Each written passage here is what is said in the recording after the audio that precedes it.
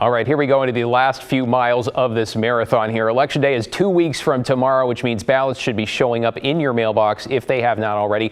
And let's face it, in this midterm election year, there are some significant races, with one arguably standing out among the rest, in part because of the stakes for Oregon and how tight it is. Yes, the contest for Oregon governor has it all, record-setting amounts of money, and not two, but three experienced candidates, with political watchers pointing out the status quo of a mostly blue Oregon for nearly 4 decades, now facing a serious challenge. And as if the polls could get any tighter, let's bring you a new one. It shows Republican Christine Drazan at 43%, Democrat Tina Kotek 42%, essentially tied because that is within the 3% margin of error.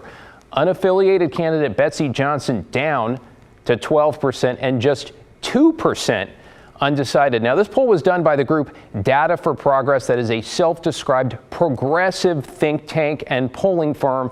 So keep that in mind as you look at the numbers here. The late Len Bergstein, KGW's political analyst, told me before he passed away last week, he'd love to be here for this election, by the way, we have to take all these polls with a grain of salt because some do not model who will actually turn out very well at all. So in this case, the poll surveyed just over 1,000 likely Oregon voters about a week ago, online and through text. I'm not sure how that works with text messaging, but I guess it's probably a yes, no, and they send it back and you pick a link or something like that. Anyway, that is the largest sample size for a governor's poll so far this campaign season. And now, as we just mentioned, Data for Progress leans to the left, so let's zoom out and take a wider look. 538 is one resource out there because it takes an average of all the polls done in the Oregon governor's race. They also take into account quality, how recent, the sample size, and, as we mentioned, partisan tilt there. So after this latest poll by Data for Progress, you can see on the end there, Christine Drazan holds just the slightest of leads in the race, according to 538.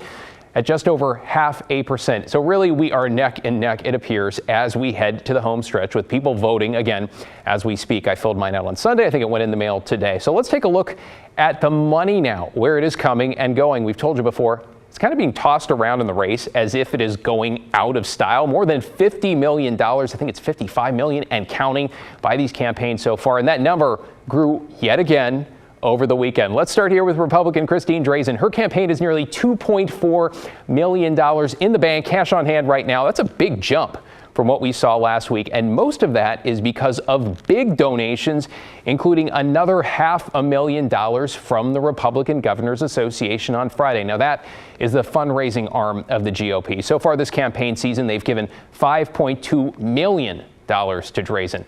Let's look at Democrat Tina Kotek. Her campaign, about $2.1 million available.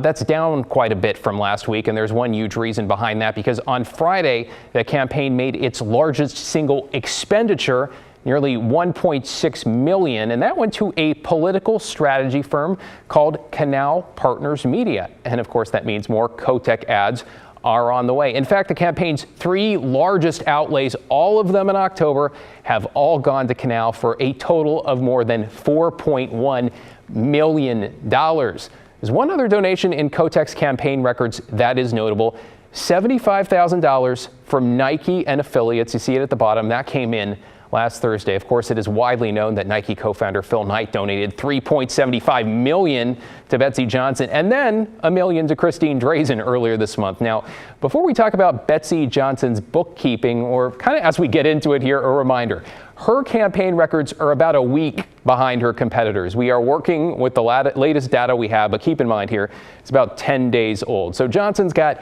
more than $1.6 million on hand. Some recent notable numbers: she got $100,000 from Swikart Auto Group and the same amount from Sauce Brothers back on October 14th. Her last big campaign spend, according again to the data that we have, it is dated, was back on October 11th, when she spent a combined $720,000 on advertising and political strategy groups.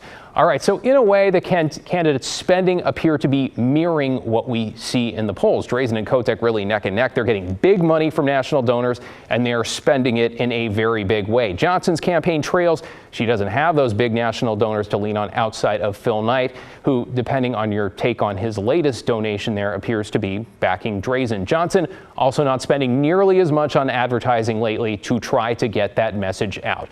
Let's talk about your message, though. Do you agree with what we're seeing in recent polls? Why or why not? How about the big spending? Should candidates be doing something differently at this stage of the race? Well, let us know. Email the story at kgw.com or leave us a voicemail. I got to say, the team here really loves listening to your voicemails. It's a nice break. That's at 503-226-5090.